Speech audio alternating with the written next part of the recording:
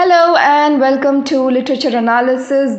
Today we are going to analyze the poem Passport written by Mahmoud Darwish. There is also a similar poem written by him called Identity Card. You see, Mahmoud Darwish belongs to a Palestinian trio of resistance poets, right? The themes are very much similar to the Identity Card poem, like alienation, oppression, cultural crisis, hegemony, basically the post-colonial concepts. Talking about passport, you see passport is a very important verification document today, especially if you have to travel to overseas, right? These when you travel to overseas, the immigration counters, they ask for your documents, that is the passport, because this passport has become a huge deal today because it talks about your nationality. Correct. So this is the very basic idea of the poem, nationality or identity, and how this identity is ripped off from you when you belong to that homeland itself. When someone comes over to your land and they take away your identity, they control your identity, how does it feel to you? Well, the poet tries to describe that very feeling itself.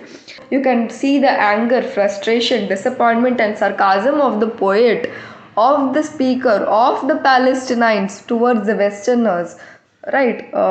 The very basic earnest plea of the speaker in the poem is that this land as in Palestine belongs to me as in citizen of the country, the true citizens of the country. Okay, so in the poem Identity Card, you can notice that there is this one-to-one conversation between the officer and the speaker. But in this poem Passport, the poet very intelligently calls for nature, for the biblical references to describe, to determine that this land belongs to him. Even the tourists that come to that land, they feel, they basically, the pain of an Arab has become a case of exhibit for these tourists.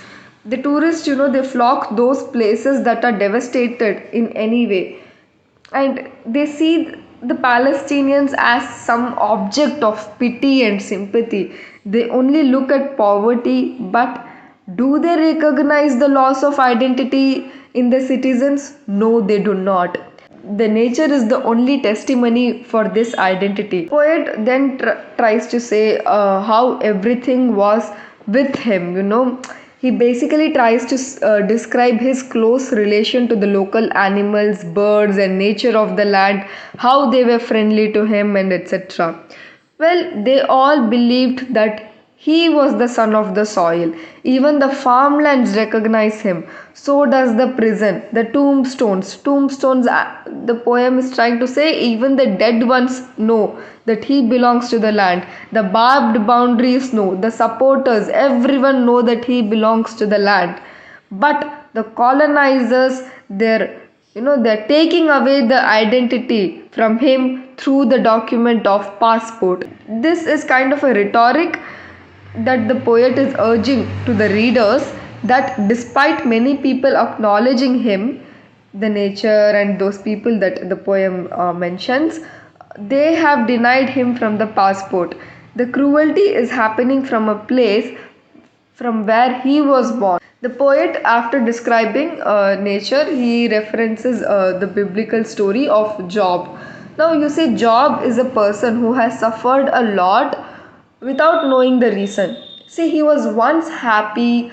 He began with happiness. He began with good wealth. He was a good man. He was proud of his loyalty towards God. But Satan, he says that Job is today happy because God has given him the happiness.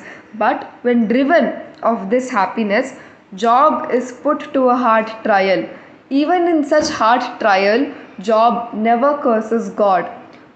Similarly, how Job did not lose his faith in God, the poet says that he does not want to give up on his land either.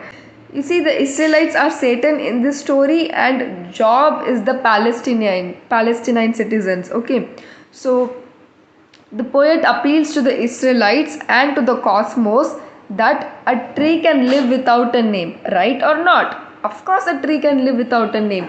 A tree does not has to have a name to qualify as a tree. A tree in its very nature, everyone knows that this is the tree, right? You do not have to name the tree so that people should know. Okay. Similarly, everyone knows that the poet belongs is a Palestinian. A passport or a name or a document cannot signify become a symbol for his identity. Okay. So it is immaterial, just like the tree to the land. He is immaterial, his identity is immaterial.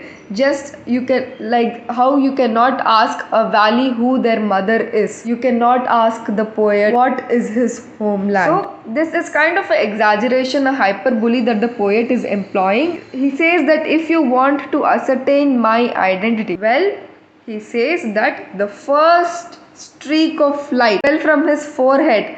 So he's as old as the first light of the land. From his hand, the river water sprang. He's as old as the river water. He's that, he has old roots with the country. That is what he's trying to imply here. The people who you see around me, all their hearts, they know that I am a Palestinian and I do not need a passport. The poet says he does not require a passport to ascertain his identity. Well, that is the basic concept of the poem, and if you liked the analysis, you can very well like the channel and subscribe to it. We'll look after the next analysis very soon. Thank you for listening.